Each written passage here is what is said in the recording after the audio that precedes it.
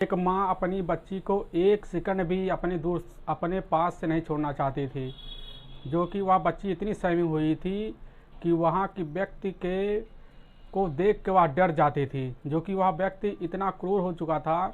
उस व्यक्ति ने ऐसी घटना को अंजाम दिया था ऐसे लोगों के साथ, जो कि वह बच्ची इस चीज़ से पूरी तरह से पहले वाकिफ़ नहीं थी। दोस्तों, ऐसे ही वह करता रहा। दोस्तों, एक दिन इतना बड़ा अंजाम दे दिया कि वह लड़की पूरी तरह से झुक गई। और इस घटना की दोस्तों पूरी सच्चाई जानने के लिए आप हमारे वीडियो को लास्ट तक ज़रूर देखिए। नमस्कार दोस्तों, मैं प्रदीप कुमार आपको अपने टेढ़ी बात चैनल में स्वागत करता हूं। दोस्तों, आज की यह घटना है दिल्ली की, जो कि एक राजधानी है वहां की। दिल्ली के पश्चिमी इलाके में बदरपुर इलाके के, क्योंकि दिल्ली में ऐसा ही है जो कि मेट्रो है, जो कि आता जाता मेट्रो है। शहरों से मेट्रो के नाम से दिल्ली जाना जाता है, मेट्रो सिटी के नाम से। और वहाँ पर एक बिहार की औरत रहने आई थी अपनी बच्ची को लेकर, और उस औरत का पति, जो कि उस औरत को तलाक दे चुका था, जो कि वह लड़की का नाम रेनू था। और वह 8 साल की लड़की थी। उसको रहने के लिए वहाँ पर, जो कि बदला हुआ नाम दोस्तों, वहाँ पर रहने के लिए ले आई। और वहाँ पर उन्होंने उसी में बदरपुर इलाके में एक कॉलोनी में एक कमरा लिया, जो कि 3rd फ्लोर पे कमरा लिया। और उस कमरे के, जो कि बहुत ही अच्छा, वहाँ उन्होंने रूम लिया, उस रूम में साथ रहने लगे। और जब 15 जून 2022 को जब वह औरत वहाँ से अपनी लड़की को छोड़ के चली गई, वहाँ से ड्यूटी के लिए, वह जॉब करने के लिए वह चली गई। वह जब जॉब करने के लिए चली गई तो वहाँ से जब आई तो वह अपनी बच्ची को देख के वह सहम गई। वह बच्ची बार बार वहाँ रोई जा रही है, वह कुछ नहीं बोल रही है। तो वह बच्ची जब कुछ नहीं बोल पा रही है तो वह औरत, जो कि उसकी माँ उससे पूछ रही है, लेकिन वह बता भी नहीं पा रही है, वह बोल भी नहीं पा रही है। तो उसकी माँ दूसरे दिन, जो कि 15 जून 2022 को, वह पुलिस थाने वहाँ पर पहुँच जाती है और वहाँ पर रिपोर्ट लिखवाती है कि मेरी बच्ची कुछ बोल नहीं रही है, इसे आप ही कुछ करिए। तो वह, जो कि पुलिस उससे पूछताछ करना शुरू कर देती है। पुलिस जब पूछताछ करती है तो वह लड़की बहुत सहमी होती है, बहुत कुछ नहीं बोलती। लगभग वह आधे घंटे रोते हुए उसके आंसू नहीं रुकते हैं। बताती है कि जब आंसू नहीं रुकते मेरी मम्मी 13 जून 2022 को जब अपने काम पे गई थी, तो वहाँ पर पड़ोस में एक चाचा, जो कि राहुल नाम का, लगभग 33 साल उम्र का, वह मेरे कमरे में आया। बोला तुम्हारी मम्मी नहीं है, कहाँ गई है, पूछने लगा। बैठा था मेरे पास और वह धीरे धीरे वह मुझको, जो कि कुछ मिठाइयाँ और टॉफ़ी दिया, वह बहला फुसलाकर मुझे कमरे में ले गया। और कमरे में वह मेरे साथ गंदी हरकत करते करते वह बहुत घिनौना काम को अंजाम दे गया।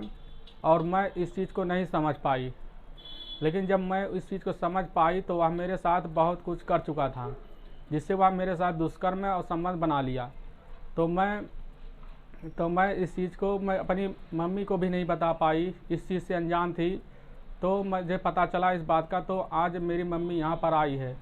तो वहाँ पर पुलिस तुरंत, वहाँ की जो पुलिस थी, उन्होंने तुरंत वहाँ से एक टीम गठित किया, 2 टीम गठित किया। और उस दोनों टीमों को मिलाकर वहाँ से उन्होंने उस आदमी को जब ढूंढने के लिए पहुँचा तो आदमी वहाँ से फरार हो चुका था।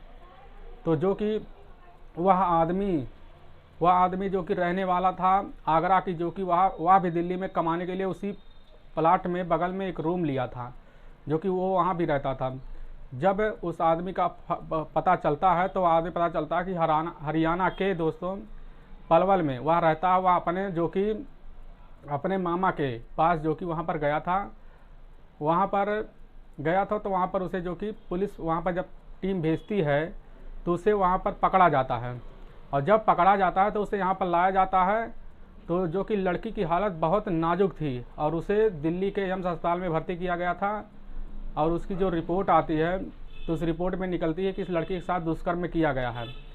तो इस आदमी को भी लाया जाता है और इस आदमी से पूछा जाता है कि आखिर तुमने इसे कैसे अंजाम दिया, आखिर तुमने ऐसा क्या किया। तो आदमी बताता नहीं है, जो कि वह बताता नहीं। बहुत जब उसको टॉर्चर किया जाता है तो वह इस बात को कबूलने लगता है। वह बताता है कि इससे पहले मैंने लगभग 1 दर्जन, जो कि वहाँ के न्यूज़पेपरों की माने तो वहाँ के न्यूज़पेपरों में 20 लोगों के महिलाओं के साथ संबंध बनाने की खबर उस आदमी की आती है, लेकिन वहाँ पर वह आदमी कहता है दर्जनों लोगों से मैंने संबंध बनाए।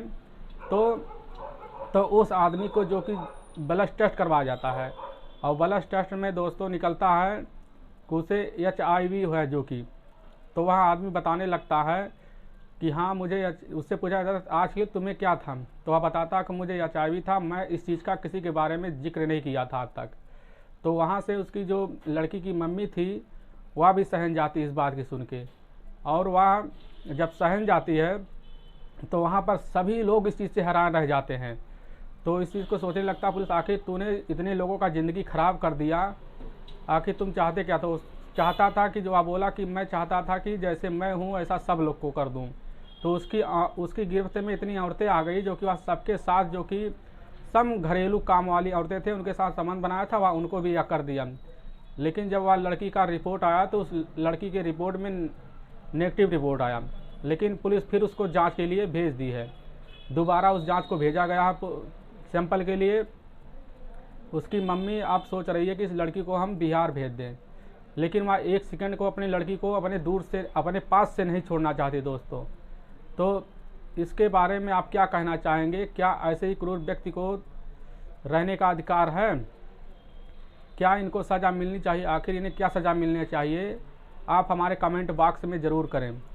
और ऐसे आदमियों को क्या रहने का अधिकार है तो ज़रूर कमेंट करें, और हमारे चैनल को लाइक और सब्सक्राइब ज़रूर करें दोस्तों। ऐसी घटनाओं से हम आपको सिर्फ रूबरू कराना चाहते हैं, आपको हम ठेस पहुँचाना नहीं चाहते दोस्तों। हमारा आज का वीडियो आपको कैसा लगा ज़रूर बताइएगा, और हमारे चैनल को सब्सक्राइब जरूर कर लीजिए। इसके लिए हम आपको दिल से आभारी रहेंगे दोस्तों। तब तक के लिए राम राम और जय हिंद।